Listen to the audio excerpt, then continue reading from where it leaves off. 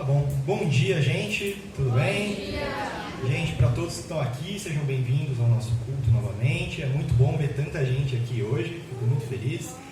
Para quem não me conhece, o meu nome é Rafael. Eu faço parte aqui da equipe de jovens da igreja e hoje eu vim compartilhar a pregação com vocês. E para começar o nosso tempo junto, na verdade eu queria compartilhar uma historinha minha.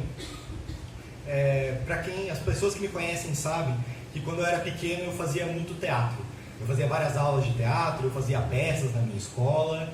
E eu lembro de uma história de uma época dessa de teatro que eu queria compartilhar. Eu lembro que eu estava no Fundamental, estava ali novinho, e então tinha as aulas de teatro para o pessoal do Fundamental e as aulas de teatro para a galera do ensino médio, então o pessoal mais velho da escola. E aí teve um ano que eu quis muito ver as aulas do ensino médio, mesmo estando no Fundamental. Eu perguntei para o professor, eu posso ver a aula com o pessoal mais velho? Por favor, porque alguns deles são meus amigos, porque eu estou com tempo livre. E o professor deixou, então eu fui meio que aluno ouvinte naquele ano. Então, por mais que eu tivesse as minhas aulas e ensaios de teatro com o meu pessoal, eu e alguns meninos, a gente também via aula com o pessoal mais velho, uma vez por semana. Então a gente até chegou a fazer o espetáculo junto com eles, mas eram os figurantes. E foi uma experiência muito legal, porque ao longo de todo aquele ano, a gente estava em contato com pessoas que eram mais velhas, que estavam mais acostumadas, que tinham mais dicas de teatro, dicas da vida, de tudo. E eu lembro de um dia específico que estava tendo um ensaio, eu estava conversando ali na coxia, perto do professor, e aí ele me puxou de canto, estava tendo uma cena, a gente estava fazendo uma peça de Shakespeare, chamava Hamlet, se alguém aqui conhecer. E estava numa cena muito importante, que era do Hamlet, que era o protagonista, com a mocinha.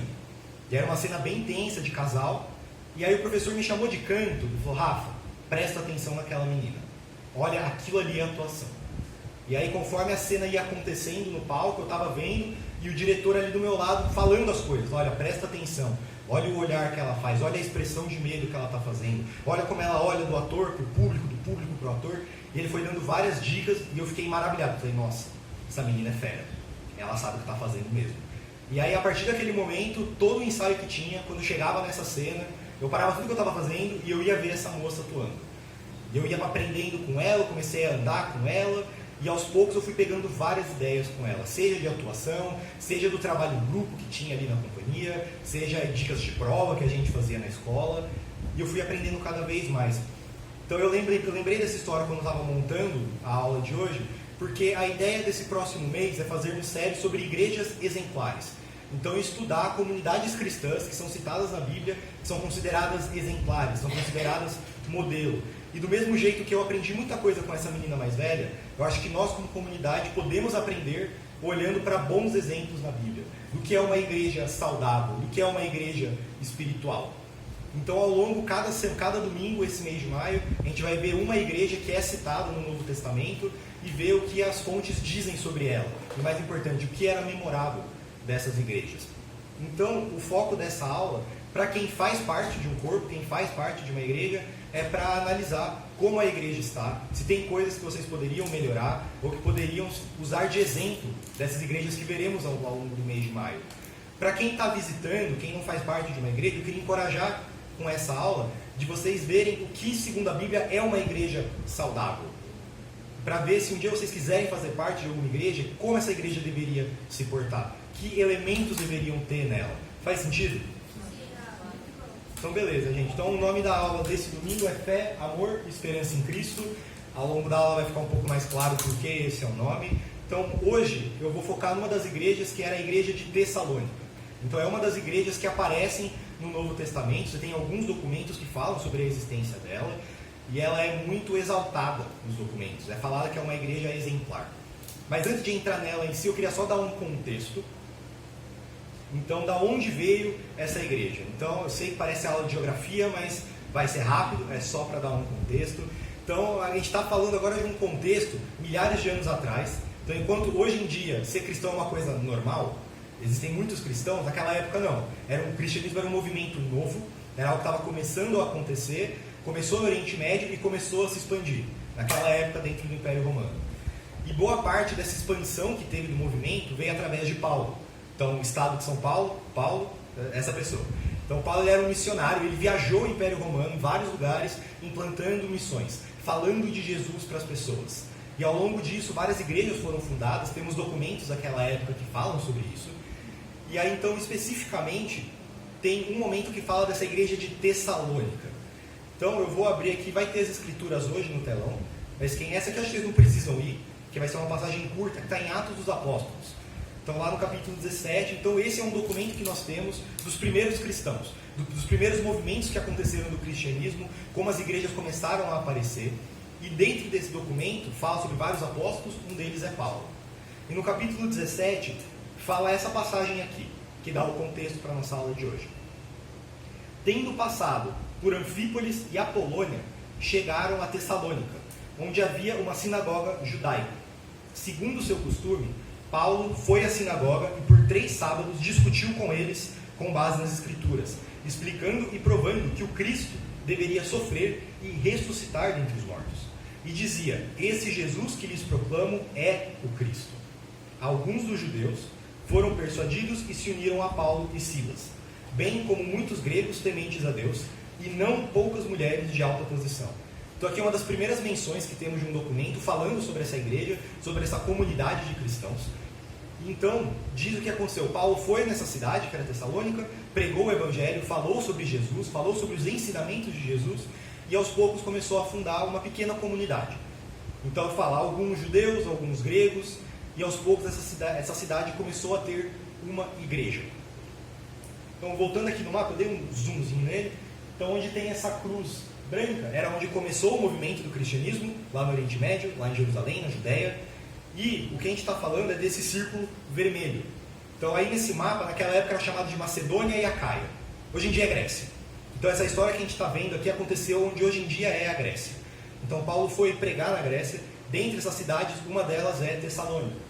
Inclusive aqui está um pouco difícil de ver, mas está ali no mapa. Porque naquela época Tessalônica era uma das igrejas, uma das cidades mais importantes daquela região do mundo. Era uma cidade portuária, era uma cidade que tinha muito comércio, muita cultura. A Grécia como um todo era um ponto cultural, até hoje é, na verdade. E no meio das viagens, Paulo foi evangelizando, chegou nessa cidade de Tessalônica, uma das primeiras cidades europeias que o cristianismo chegou. Então é um dos berços do cristianismo na Europa. De lá Paulo começou a ser perseguido na cidade, então ele teve que ir embora, mas a igreja continuou ali. Então eu quero deixar claro, conforme a gente está vendo esse documento, conforme a gente está vendo sobre essa igreja, primeiro, a gente está falando de uma igreja jovem. Nesse momento a igreja de Tessalônica tinha poucos meses, talvez poucos anos. Uma igreja jovem, possivelmente pequena, porque tinha pouco tempo, poucas pessoas.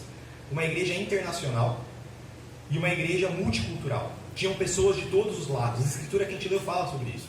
Era um grupo de judeus e gregos. Possivelmente ao longo do tempo mais pessoas apareceram. Então esse é o contexto. Eu trago isso porque, dentre outras coisas, isso é um pouco parecido com essa igreja aqui em Ribeirão. Aqui é uma igreja jovem.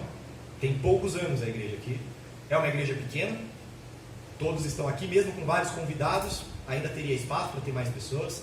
Tem pessoas de vários lugares diferentes do Brasil, de várias culturas diferentes. Então não é tão distante a realidade. Por mais que nós sejamos uma igreja pequena, Tessalônica também era. E ela é bem falada da Bíblia nesse momento. E, bom, então o que aconteceu, dando esse contexto, Paulo fez essa igreja, ele seguiu a viagem dele, eventualmente ele foi descobrir como estava a igreja. Nossa, como é que será que está? Será que o pessoal ainda está bem? Está bem espiritualmente? E ele mandou uma carta para essas pessoas. E a gente tem esse documento até hoje, que é a carta de 1 Tessalonicenses. Então foi a primeira carta que a gente tem que Paulo enviou para essas pessoas. Então não para uma pessoa específica, mas para a comunidade como um todo. E agora ao longo dessa manhã a gente vai ler alguns trechos dessa carta. Então se vocês quiserem, puderem abrir, a gente vai estar em 1 Tessalonicenses, começando no capítulo 1. Até aqui faz sentido, gente? Sim. Amém. Então, a primeira coisa que a gente vai ler está no capítulo 1, versículo 3. Então, 1 Tessalonicenses, capítulo 1, versículo 3. Então, aqui é o ponto de partida para a nossa aula de verdade. E diz o seguinte: lembramos continuamente, diante de nosso Deus e Pai, o que vocês têm demonstrado, o trabalho que resulta da fé, o esforço motivado pelo amor e a perseverança proveniente da esperança em nosso Senhor Jesus Cristo.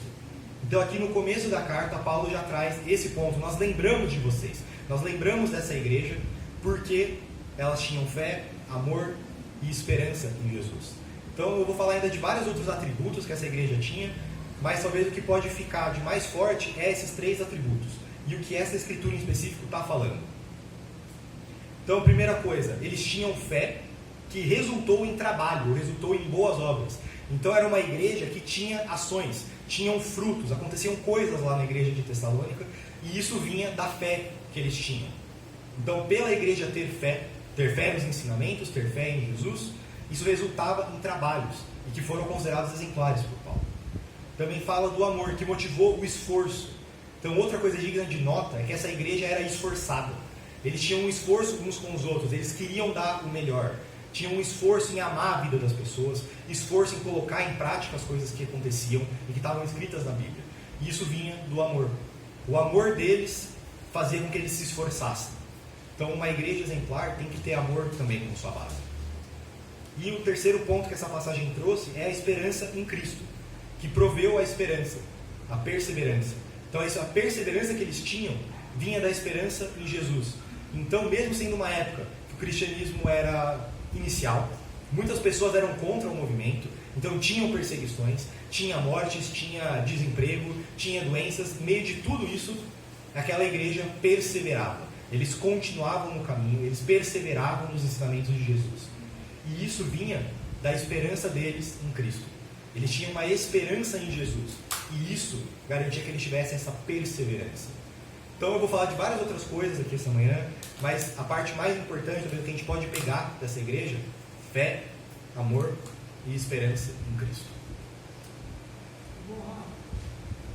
Então, dando uma sequência, outro ponto que eu queria levantar dessa igreja era como eles eram colaboradores. Então, ainda no capítulo 1, então, 1 Tessalonicenses, no capítulo 1, do versículo 6 ao 8, Paulo continua falando assim: de fato, vocês se tornaram nossos imitadores e do Senhor. Apesar de muito sofrimento, receberam a palavra com a alegria que vem do Espírito Santo. E assim, tornaram-se modelo para todos os crentes que estão na Macedônia e na Acaia. Porque, partindo de vocês, propagou-se a mensagem do Senhor na Macedônia e na Acaia. Não somente isso, mas também por toda parte tornou-se conhecida a fé que vocês têm em Deus. O resultado é que não temos necessidade de dizer mais nada sobre isso. Então, se alguém aqui já leu alguma das cartas de Paulo, ou sabe algo sobre as cartas de Paulo, geralmente é bronca. Geralmente é bucha, geralmente Paulo está repreendendo alguma coisa que eles estavam fazendo de errado. Essa carta não é assim. Paulo estava exaltando a comunidade de Tessalônica. Não que eles não tinham erros, todo mundo tem seus problemas, ninguém é perfeito. Mas nesse documento, olha o que ele fala no final. O resultado de tudo que vocês têm feito nessa comunidade é que eu não preciso dizer nada sobre. Não tenho que repreender. Vocês têm sido exemplos, vocês têm sido modelos. E aqui fala, que aqui está vendo, ele fala, e assim tornaram-se modelo. E ele continua falando por quê.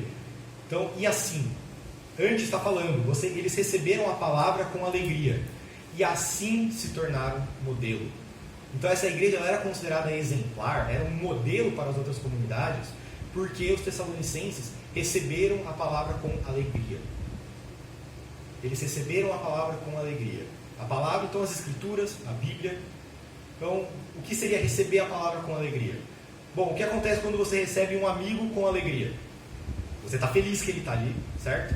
Você quer conversar com ele, você quer ouvir o que ele tem a dizer, você quer considerar. Você não é um peso estar com essa pessoa, você está recebendo ela alegre.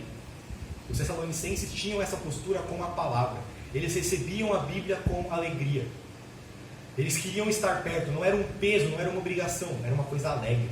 Eles queriam estar envoltos nas Escrituras, eles queriam ouvir o que a Bíblia tinha para ensinar a eles. E a partir disso, eles se tornaram modelo, eles se tornaram exemplar. Então, se queremos ser exemplares, se queremos ser um bom exemplo de uma comunidade cristã, começa aqui. Receber a palavra com alegria. Não ler a Bíblia porque é uma obrigação, porque é um peso, porque alguém está mandando você fazer. Isso não vai levar. Mas com alegria, de realmente querer estar envolto na palavra, de querer aprender. Isso que tornou essa igreja exemplo.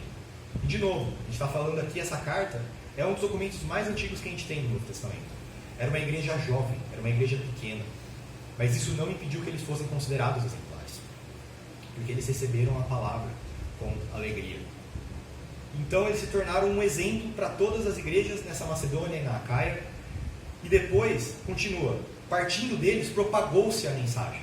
Então essa igreja não só era um exemplo, não era só que as outras igrejas ouviam falar de Tessalônica, mas as pessoas ali evangelizavam. Elas falavam de Jesus para os outros. Então olha que incrível, Paulo estava no trabalho dele de criar novas igrejas. Ele criou uma, continuou o trabalho, e as pessoas que ele deixou lá atrás continuaram trabalhando, continuaram ajudando.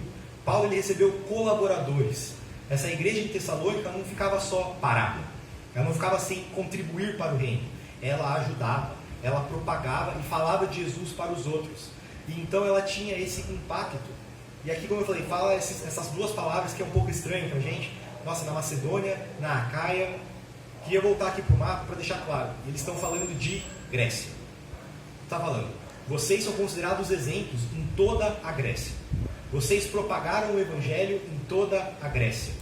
Então essa igreja pequena teve um impacto no país inteiro. Eles evangelizavam as pessoas. Outras cidades, tanto da região deles, quanto de outras regiões da Grécia, ouviam falar sobre Jesus por conta deles. E tinham eles como exemplos. Então, do mesmo jeito que eu via aquela menina no teatro, nossa, olha o que ela está fazendo, eu posso aprender com ela, eu posso copiar, eu posso ser um ator melhor se eu olhar para ela. As igrejas da Grécia olhavam para Tessalônica.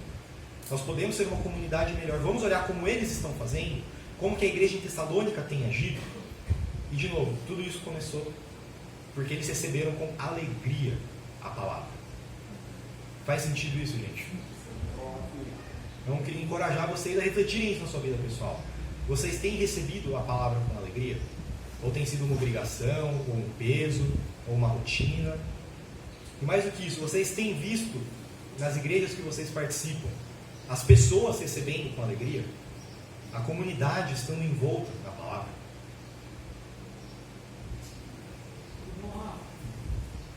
Um outro ponto, agora sobre a convicção dos Tessalonicenses. Então, agora eu vou pedir para vocês irem no capítulo 5, que é o final da carta. Não vou ter tempo de ler toda a carta, mas eu encorajo nessa semana, se vocês quiserem. É uma carta pequena, dá para ouvir no caminho para o trabalho ou para a faculdade, e vocês vão ver como em vários momentos Paulo exalta a igreja. Continuem fazendo isso, vocês estão fazendo isso de uma forma boa, continuem e façam ainda mais do que vocês estão fazendo.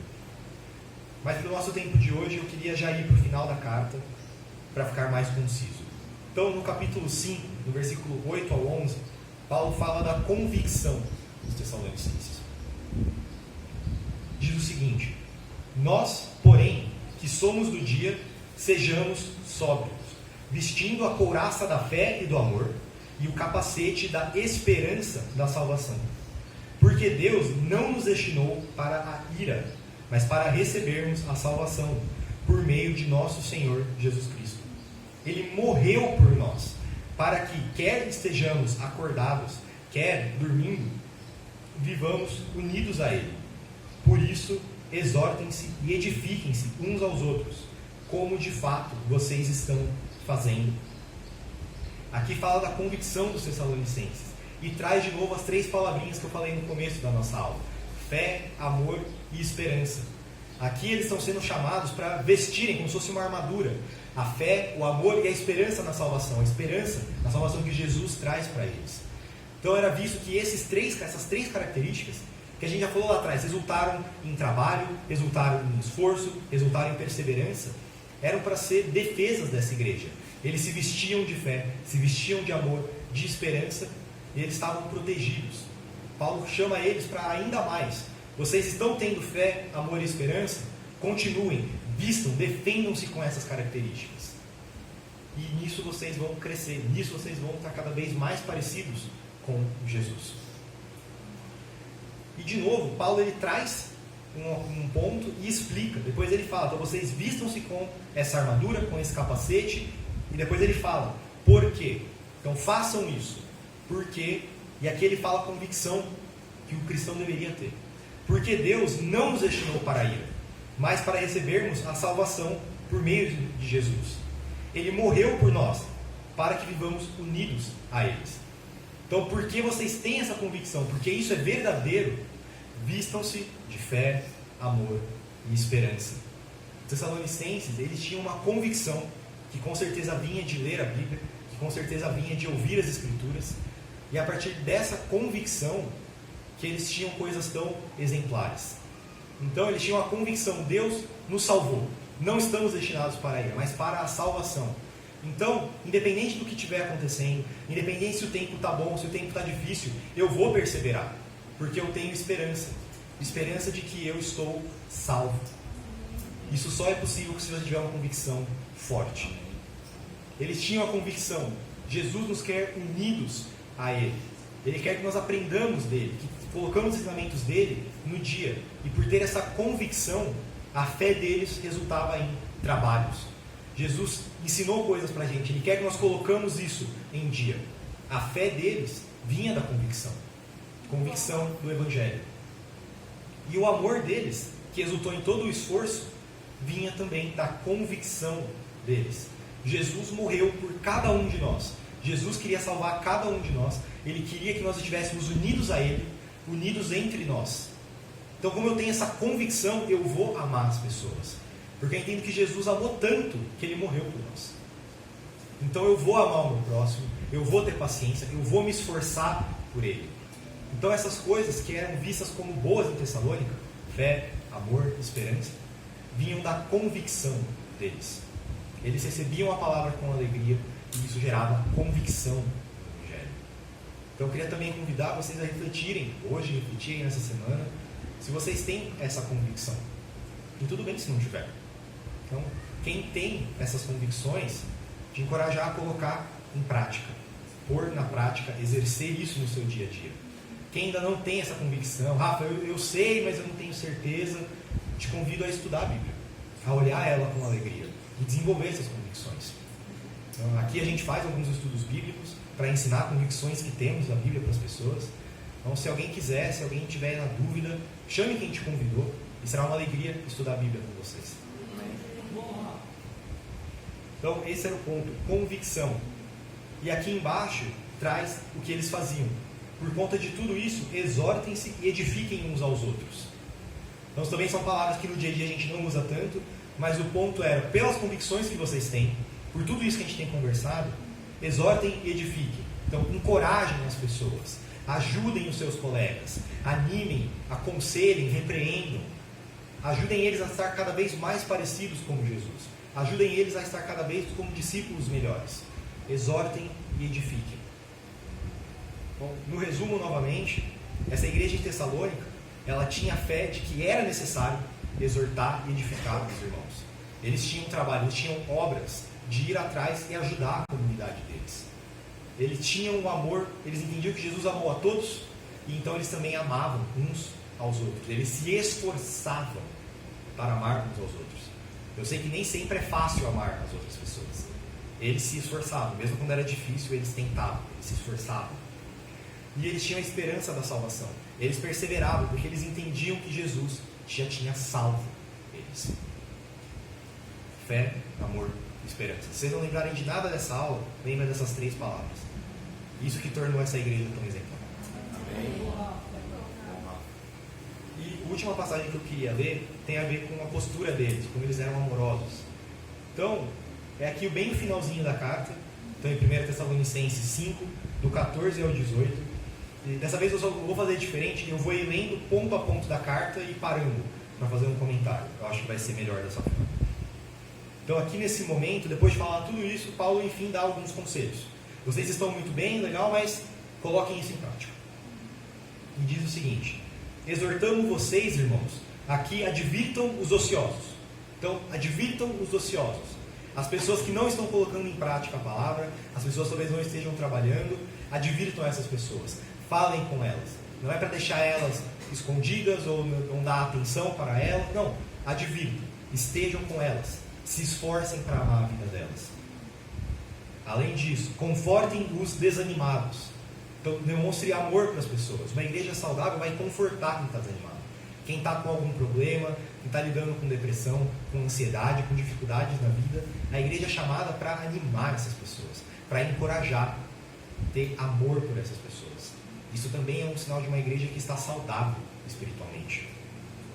Auxiliem os fracos. Então, auxiliar as pessoas que têm fraquezas que você talvez não tenha. Se você é forte numa área e a pessoa não, auxilie ela. Não é para aumentar o seu ego porque você é melhor, ter orgulho, se afastar dessa pessoa. Não, auxilie. Se essa pessoa tem uma dificuldade, ajude ela, não deixe ela para trás. Ame a vida dessa pessoa. Sejam pacientes para com todos. Ter a paciência com as pessoas. Isso muitas vezes é difícil. Muitas vezes as pessoas não vão conseguir dar os passos que é necessário no tempo que você quer, no tempo que você acha que é necessário. Mas a igreja era chamada a ter paciência, esperar, se esforçar para estar com essas pessoas, ajudar em tudo que elas iriam fazer, mesmo que demorasse, mesmo que fosse difícil. Mas eram chamados a ser pacientes uns com os outros. Além disso, tenham cuidado para que ninguém retribua o mal com o mal, mas sejam sempre bondosos uns com os outros e para com todos. Essa aqui é óbvia, porque muita gente, mesmo que não é cristão, sabe sobre esse mandamento. Mas eu queria ir mais profundo aqui. Não retribua o mal com o mal. Não quer dizer só uma agressão. Se a pessoa te trata de uma maneira arrogante, você trata ela de volta arrogante? Você retribui o mal com o mal? Se a pessoa te trata de uma forma orgulhosa, se a pessoa te ignora, você também ignora ela? Se alguma pessoa não te trata bem, ou não trata alguém que você ama bem, você retribui do mesmo jeito? Essa passagem chama aqui a perdoar as pessoas, a serem bondosos. Não é porque alguém está fazendo algo errado, tendo uma postura que não é boa, que te dá a liberdade de fazer o mesmo, de retribuir na mesma moeda. Então não retribua o mal com o mal, mas sejam bondosos. Em qualquer área, em todas as áreas. Alegrem-se sempre. Isso vem da convicção deles. Alegrem-se sempre, porque nós estamos salvos. Porque Jesus já morreu por nós.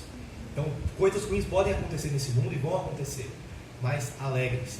Lembrem, tenham perseverança do que Jesus fez por nós. Essa eu sei que ela não é fácil. E o alegrar não quer necessariamente dizer estar risonho ou feliz. Cristãos naquela época eram jogados aos leões. Pode ter certeza que eles não estavam dando risada lá. Ah, que legal.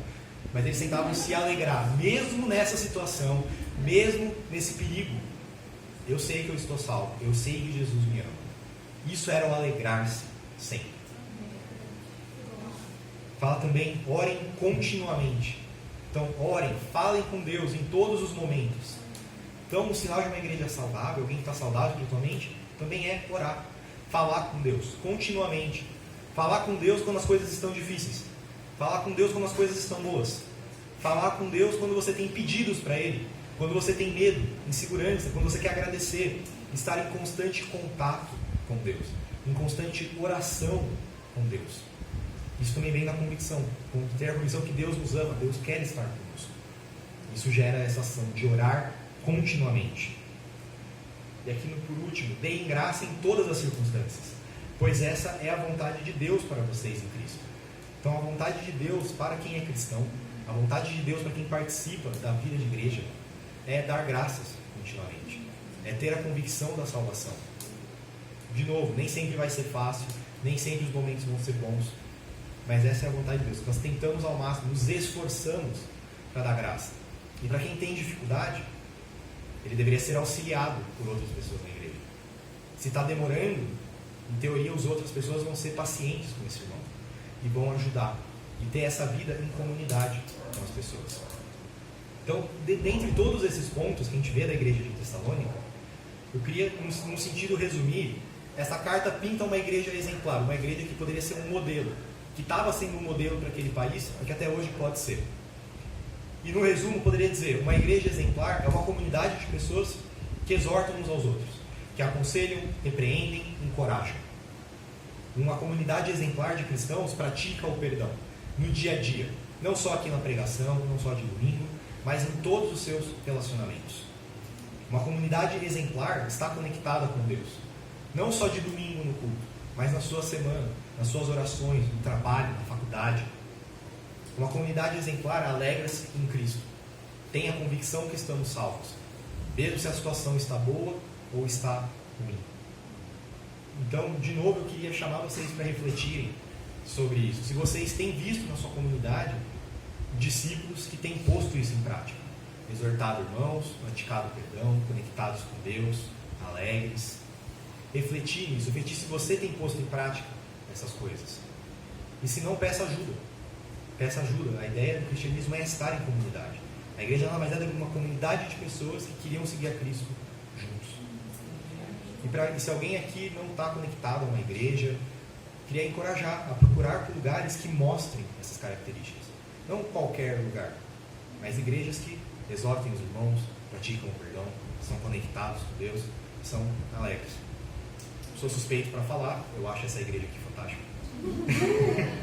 Temos nossos defeitos, mas encorajo quem está visitando a gente de continuar a ver e ver se você vê essas características. Procurar uma igreja que mostra essas características. Não é só a nossa igreja, tem várias outras, mas queria dar esse encorajamento para vocês. Então, gente, a aula de hoje era sobre isso. Eu queria terminar voltando na história que eu falei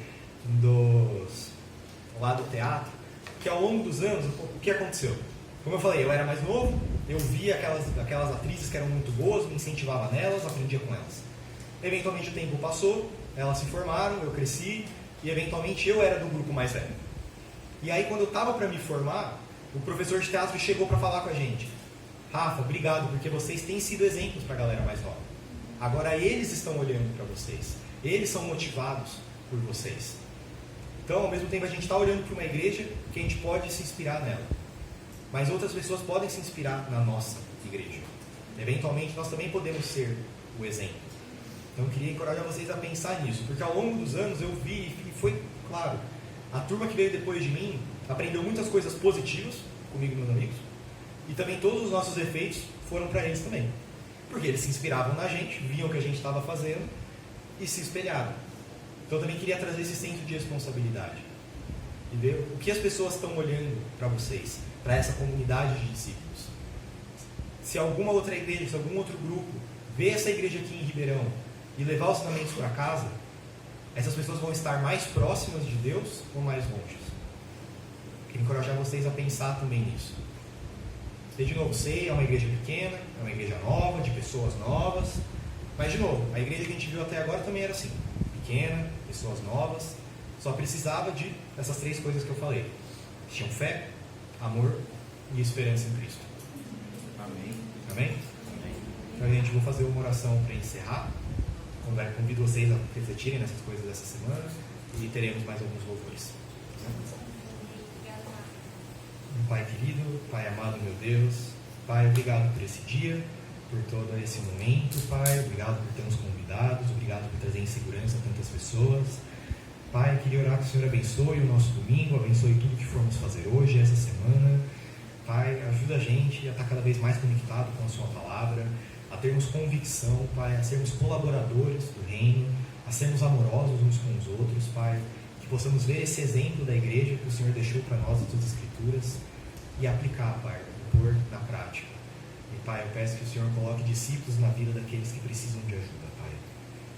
Pai, é isso que eu te peço, em nome do Seu Filho Jesus, que é nosso Rei, nosso Professor. Amém. Amém.